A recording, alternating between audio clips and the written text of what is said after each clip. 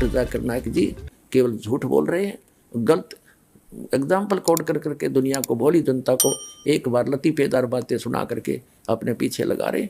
अध्यात्म मार्ग इनके पास शून्य है। पुण्यात्माओं, डॉक्टर जाकिर नाइक जी का ये उदाहरण भी कति व्यर्थ है, यूजलेस है, निराधार है। इसने कसम खा रखी है कि जो कहूँगा झूठ कहूँगा और झूठ के अतिरिक्त कुछ नहीं कहूँगा। पहले तो पुण्यात्माओं, ये 4 किताबों को आसमानी बुक मानते, होली बुक, पवित्र किताब। नंबर 1 तौरेत, नंबर 2 जबूर और नंबर 3 इंजिल और चौथी नंबर 4 कुरान शरीफ। इसके अतिरिक्त जो हदीफ है वो हजरत मोहम्मद जी के अपने वचन हैं, वो आसमानी किताब नहीं है। क्योंकि हजरत मोहम्मद जी को परमात्मा लेकर गए थे।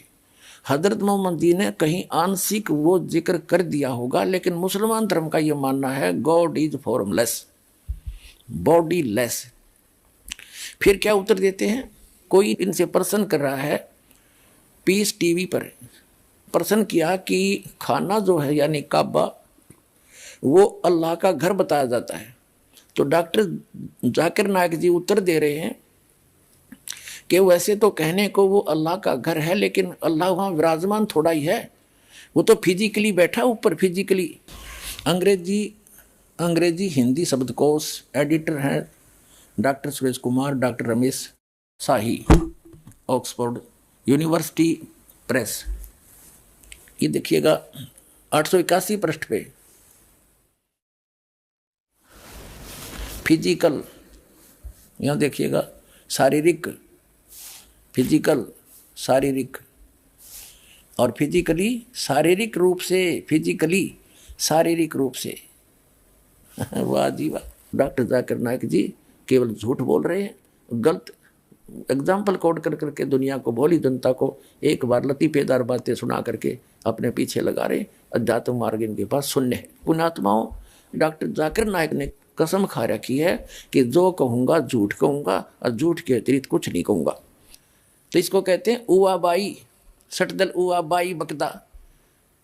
वास्तविकता तो ये है कि परमात्मा सचमुच साकार है, उसका शरीर है, लेकिन ये अपरिचित है, ये झूठा है जाकिर नाइक, इसको कख भी पता नहीं है। और वह कहते हैं चोर चुरावे तुमबड़ी और गड्ढे पानी में, वो गड्ढे वह ऊपर आवे ना, सच्चाई छनी ना। अब इनको कख तो पता नहीं, लेकिन सच्चाई तो मुंह से निकल कर रहेगी। अपने मुंह से स्वीकार कर रहा है कि सह शरीर वो ऊपर बैठा है, और खुद मानता है परमात्मा बॉडीलेस है, निराकार है, उसका जिस्म नहीं है। अब आपको दिखाते हैं इंग्लिश के अंदर एज इट इज, इसी की स्पीच है, ये देखिएगा। सिमिलरिटीज बिटवीन हिंदुज़म एंड इस्लाम,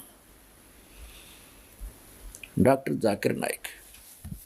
ये है वही similarities between Hinduism and Islam by doctor Zakir Naik, Farid book depot private limited. Similarities between Hinduism and Islam, doctor Zakir Naik, edition 2008 का, रुपये 40, मूल्य 40। Farid book printed by Mohammad Nasir Khan for Farid book depot private limited, street Pataudi house, Daryaganj, New Delhi, इतने और branches, ये सारा डिटेल दे रखे। Printed in Farid enterprises Delhi 6। ठीक, अब इसके हम आपको ले चलते हैं इस पुस्तक के पेज नंबर 10 पर। यहाँ देखो नीचे यजुर्वेद चैप्टर 40 और मंत्र नंबर 8 में क्या कहा है कि it is mentioned in Yajurveda chapter 40 वर्ष 8, he is bodiless and pure. यानी परमात्मा बॉडीलेस है, उसका शरीर नहीं है, उसकी काया नहीं है, वो ठीक है और शुद्ध है। अब देखिएगा, ये है खुद बात डॉक्टर जाकिर नाइक, यानी डॉक्टर जाकिर नाइक के अपने वचन। ये एक पुस्तक है, हिंदी अनुवाद मौलाना मोहम्मद इमरान कासिम विज्ञानवी, फरीद बुक डिपो दिल्ली, इतने। सर्वाधिकार प्रकाशक के लिए सुरक्षित है। नाम किताब खुद बात डॉक्टर जाकिर नाइक, उर्दू अनुवाद सैयद रोहन शाह, तरतीब एवं संकलन अमर शहीद, हिंदी अनुवाद मौलाना मोहम्मद इमरान कासिम, संयोजक अल हाज मोहम्मद नासिर खान, 2100 तादाद यानी संख्या, प्रकाशन 2011 का, कंपोजिंग इमरान कंप्यूटर मुजफ्फरनगर, प्रकाशक है Farid book depot private limited, 2158 MP street Pataudi house Daryaganj New Delhi, इतनी। अब यहाँ देखिएगा 186 पे कहा है उसको देखा नहीं जा सकता, कोई भी उसे आंखों से नहीं देख सकता, ठीक है। यहाँ देखिएगा खुद बात डॉक्टर जाकिर नाइक 187 पृष्ठ पे, दुनिया के धर्मों में खुदा का तस्वर। यहाँ देखा वह बगैर जिस्म के है और सच्चा है, यह यजुर्वेद 40 का मंत्र 8 में बयान किया गया। वह रोशन है बगैर जिस्म के। तो खाक है इसके पास, इसकी 10 झूठ आपके सामने पेश करूंगा। तो इससे प्रार्थना करता हूं कि अपना वायदा याद रखना, जिसमें कहता है कोई मुझे गलत सिद्ध कर दे मैं अपना धर्म बदल लूंगा, और उसका चैलेंज करता हूं। अब याद रखना इस बात को।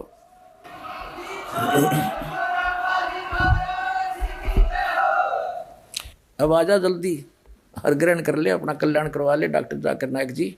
अब देखिएगा हमने 11 अक्टूबर सन 2009 को इन सभी आदरणीय शंकराचार्यों से प्रार्थना की थी कि आप जी आध्यात्मिक ज्ञान चर्चा के लिए पधारें, लेकिन ये अपने आप को शायद महान समझते हैं और अपनी बेइज्जती समझी होगी रामपाल से गोष्ठीकरण में, लेकिन उस तरह नहीं तो इस तरह कर दिया हमने तो इनकी हिंदी। अब संसार आप समझ जाएगी जनता ये किसे एक शंकराचार्य है। ये देखिएगा हमने इनके पास ये पत्र भेजे थे सभी शंकराचार्यों के चारों के पास।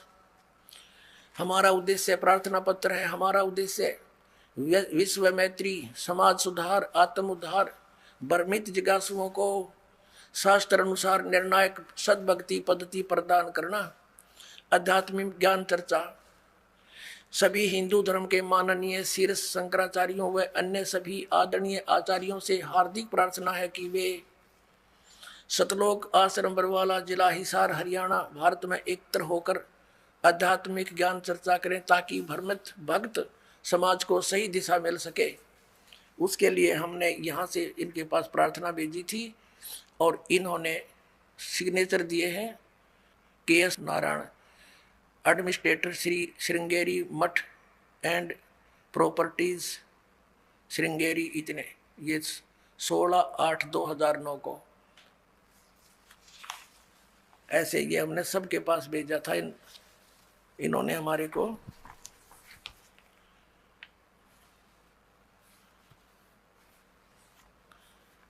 ये पत्र प्राप्त किया। प्रेमचंद्र उपाध्याय प्रबंधक ज्योतिष मठ, ज्योतिष आचार्य ज्योतिष मठ उसको। तो इस तरह हमने बाई हैंड ले जाके बाई रजिस्ट्री करवा के और वो दिन रखा था और 2 चैनलों के माध्यम से करना था। देखिएगा इन्हीं पत्रों में है, ये इन्हीं पत्रों में ये है, यहाँ पर लिखा है इस सर्व कार्यक्रम आध्यात्मिक ज्ञान चर्चा का सीधा प्रसारण सुप्रसिद्ध टीवी चैनलों जी जागरण, एक नंबर जी जागरण, दूसरा साधना पर 11 अक्टूबर 2009 को शाम 6 बजे से 10 बजे तक किया जाएगा। लेकिन ये नहीं आए, यहाँ पूरा प्रोग्राम इसी आश्रम में हुआ था। पुण्यात्माओं, परमात्मा का जो ज्ञान है परमात्मा ही करा सकता है। जीव अपनी शक्ति बल से या अपने अभ्यास प्रयत्न से परमात्मा को नहीं जान सकता। अगर ये जान सके होते तो हजारों वर्ष इन्होंने समाधि मेडिटेशन करके देख लिए। अब जो 2.5 घंटे सुबह 2.5 घंटे शाम भक्ति करके मोक्ष का दावा करते हैं वो खोखला दावा उनका। हजारों वर्ष उन्होंने इस शरीर में खूब टक्कर मार ली और लास्ट में कह दिया गॉड इज फॉर्मलेस, परमात्मा निराकार है, परमात्मा का केवल प्रकाश देखा जा सकता। तो परमात्मा नहीं देख सके वह, परमात्मा का जब प्रकाश देखा है तो परमात्मा बिना प्रकाश होगा किसका। वो तो ऐसा है जैसे ये शरीर है हमारा, ये ऐसा है जैसे किसी सरोवर तालाब के साथ में कोई मकान बना हो, कोई महल बना हो, और उस सूर्य का प्रकाश उस सरोवर के जल से रिफ्लेक्ट होकर, प्रतिबिंब होकर के, और उस मकान की किसी छत पर लग रहा हो, तो वहां उसका प्रकाश तो सूर्य का है, लेकिन वो सूर्य नहीं है। और कोई ये कहे ये प्रकाश तो सूर्य का है जो घर में हम देख रहे हैं, लेकिन सूर्य निराकार है, तो क्या वो बुद्धिमान व्यक्ति हो सकते? तो इस शरीर रूपी महल में उस परमात्मा का रिफ्लेक्टेड यानी प्रतिबिंब का जो बना हुआ प्रकाश है, प्रतिबिंब देखते हैं ये लोग, और लास्ट में इन्होंने यही मान लिया कि परमात्मा निराकार है, परमात्मा का केवल प्रकाश देखा जा सकता है त्रिकुटी में या जहां भी वो ध्यान का व्यर्थ प्रयत्न करते। तो प्रकाश, परमात्मा बिना प्रकाश किसका हो गया वो? तो परमात्मा निराकार कैसे है? जब उसका प्रकाश आपने देखा तो है कहीं वो? तो सूर्य को निराकार बताने वाले और सूर्य का प्रकाश देखने का दावा करने वाले वो बुद्धिहीन प्राणी है। यही यथास्थिति समझ लेना इन अज्ञानी ऋषि, महर्षि और आज तक के जितने परमात्मा से अपरिचित संत हैं, उन्होंने यही थ्योरी बताई है, चाहे वो राधा स्वामी पंथ से संबंधित है, चाहे वो धन सतगुरु पंथ से, चाहे जय गुरुदेव पंथ से, और चाहे कोई अन्य जितने भी आज तक संत ऋषि महर्षि आप जिससे भी विचार सुनोगे, परमात्मा निराकार है। और जो निराकार और साकार दोनों स्थिति बताते हैं वो कति अनजान है। वो कहते हैं परमात्मा मूलतः तो वो निराकार ही है, लेकिन यहां साकार बनकर आता है, जैसे श्री राम और श्री कृष्ण रूप में। कोई बात हुई? फिर निराकार साकार अलग कैसे हो गया? तो साकार मानो या निराकार मानो उसको, तो दोनों सच्ची नहीं होती किसी वस्तु की। कोई नो क्या अंधा भी है और दिखा भी है, ये दोनों बात थोड़ी हो सकती है कि अंधा तो अंधा ही है, उसको दिखता नहीं फिर, और दिखता है फिर अंधा कैसे? निराकार है तो साकार कैसे? वो साकार है तो निराकार कैसे? तो जिन महापुरुषों को परमात्मा स्वयं मिले अपने प्रयत्न से, पुण्यात्माओं, आज तक किसी ने भगवान को पाया नहीं। राज्य भी त्याग दिया, परिवार भी त्याग दिया, जंगल में वन में जाकर के गुफाओं में भी रह लिए, धुने लगाकर प्रयत्न किए, चारों तरफ आग बाल कर, और झरनों में खड़े हो होकर भी साधकों ने परमात्मा प्राप्ति का प्रयत्न किया, लेकिन ऑल इन वेन यानी सभी निष्फल रहे, क्योंकि उनकी साधना अकॉर्डिंग टू द शास्त्र नहीं थी, उनकी साधना शास्त्र अनुकूल नहीं थी, मनमाना आचरण था। और अब भी जो कर रहे हैं मनमाना आचरण, वो भी अपना जीवन व्यर्थ कर रहे हैं। जैसे श्रीमद् भगवत गीता, परमेश्वर की एक वाणी पढ़ी कबीर भगवान की कि वेद मेरा भेद है, मैं ना वेदन के माही, और जौन वेद से मैं मिलूं ये वेद जानते नहीं। ये चारों वेद मेरी ही महिमा का गुणगान कर रहे हैं, मेरी महिमा बता रहे हैं, लेकिन इन वेदों में वर्णित विधि से मेरी प्राप्ति नहीं हो सकती। इनसे हटकर एक और वेद है जिसको सूक्ष्म वेद कहते हैं, जिसको तत्व ज्ञान भी कहते हैं। उस वेद के अंदर मेरे पाने की विधि है, और उसका ज्ञान इन वेदों में किसी में नहीं। तो यहां परमात्मा ने कहा है कि वेद मेरा भेद है, और मैं ना मिलूं वेदन के माही, और जौन वेद से मैं मिलूं वो वेद जानते रहे। इसका प्रमाण कहाँ है?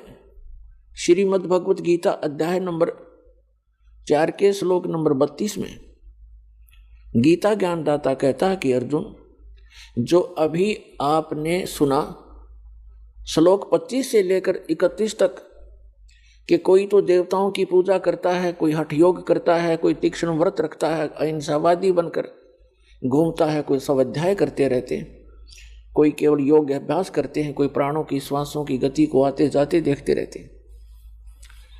ये सभी साधक अपनी साधना को पापनाशक जानते हैं, इसको अच्छा मानते हैं, तभी तो वो कर रहे हैं। जब उनको ज्ञान होगा कि साधना ठीक नहीं है तो तुरंत त्याग देंगे। और चौथे अध्याय के 32वें श्लोक में बताया है कि उस परमेश्वर ने, सच्चिदानंद घन ब्रह्म ने अपने मुख कमल से तत्व ज्ञान बोलकर सुनाया है। वो सच्चिदानंद घन ब्रह्म की वाणी है, वो तत्व ज्ञान है। उसके अंदर ये यज्ञों की जानकारी, यज्ञ माने धार्मिक अनुष्ठानों की जानकारी विस्तार के साथ की गई है, वो तत्व ज्ञान है। उसको जानने से फिर सभी पापों से मुक्त हो जाता है प्राणी। चौथे अध्याय के 34वें श्लोक में कहा कि उस तत्व ज्ञान को तू तत्वदर्शी संतों के पास जाकर समझ। उनको दंडवत प्रणाम करने से, कपट छोड़कर नम्रतापूर्वक सरलतापूर्वक प्रश्न करने से वे तत्वदर्शी संत तुझे उस तत्व ज्ञान का उपदेश करेंगे। अब श्रीमद् भगवत गीता जो है वेदों का सारांश है, चारों वेदों का, और बहुत ही निर्णायक ज्ञान है श्रीमद् भगवत गीता के अंदर। अब यजुर्वेद अध्याय नंबर 40 के मंत्र 10 से लेकर 13 में एक विशेष ज्ञान दिया है। वेद ज्ञान दाता कौन है? यही जो गीता ज्ञान दाता है। इसने वेद में कहा है कि कोई तो परमात्मा को संभवात माने जन्म लेने वाला अवतार रूप में मानता है, जैसे श्री राम, श्री कृष्ण या अन्य 9-24 जो अवतार माने जाते हैं, ऐसे मानता है। कोई कहता वो जन्म लेता ही नहीं, असंभवात है। इसकी जानकारी तत्वदर्शी संत देते हैं, उनसे सुनो। इससे सिद्ध हो गया कि वेद में वो ज्ञान नहीं है। यदि वो कंप्लीट ज्ञान होता तो ये श्लोक, ये शब्द वेद में नहीं होते। और इसी का सारांश श्रीमद् भगवत गीता है। और श्रीमद् भगवत गीता अध्याय नंबर 4 के श्लोक नंबर 34 में भी यही कंसेप्ट क्लियर किया है, यही स्पष्ट कर दिया है कि वो तत्वदर्शी संत उस तत्व ज्ञान से परिचित हैं, उनसे पूछो। तो गीता के जी के अंदर भी वो ज्ञान नहीं है। वो सच्चिदानंद घन ब्रह्म ने जो अपने मुख कमल से बोला वो तत्व ज्ञान है, वो सूक्ष्म वेद है।